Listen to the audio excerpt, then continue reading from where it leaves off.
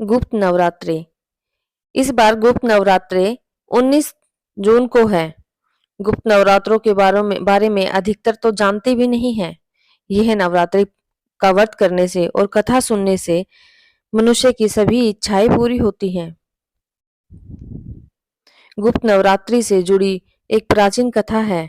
इस कथा के अनुसार एक समय ऋषि श्रृंगी भक्तजनों को दर्शन दे रहे थे। अचानक भीड़ से एक स्त्री निकलकर आई और क्रमवत होकर ऋषि श्रृंगी से बोली कि मेरे पति दुर्व्यसनों से सदा घिरे रहते हैं, जिस कारण मैं कोई पूजा पाठ नहीं कर पाती, धर्म और भक्ति से जुड़े पवित्र कार्यों का संपादन भी नहीं कर पाती, यहाँ तक कि ऋषियों को उनके हिस्से का अन्न भी समर्पित नहीं कर सकती। मेरा पति मांसाहारी है, जुआरी है, लेकिन मैं माँ दुर्गा की सेवा करना चाहती हूँ। उनकी भक्ति साधना से अपने और परिवार के जीवन को सफल बनाना चाहती हूँ। ऋषि श्रृंगी महिला के भक्ति भाव से बहुत प्रभावित हुए।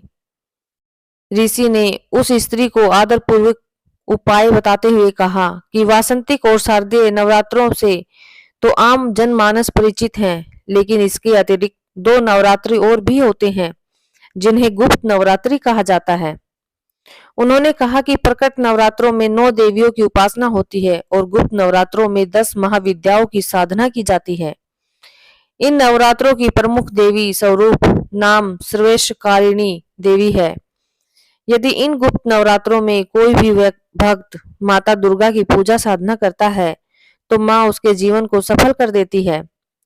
ऋषि श्रृंगी ने कहा कि लोभी, कामी, वैष्णी, मांसाहारी अथवा पूजा पाठ न करने वाला भी यदि गुप्त नवरात्रों में माता की पूजा करता है तो उसे जीवन में कुछ और करने की आवश्यकता ही नहीं रहती।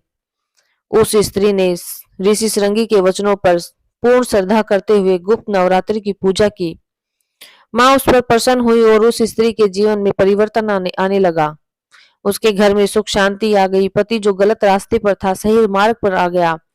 गुप्त नवरात्रि की माता की आराधना करने से उसका जीवन पुनः खिल उठा। जो सच्चे मन से माँ की पूजा करता है, माँ उसकी सभी मनोकामनाएं पूरी करती है। जय माता दी।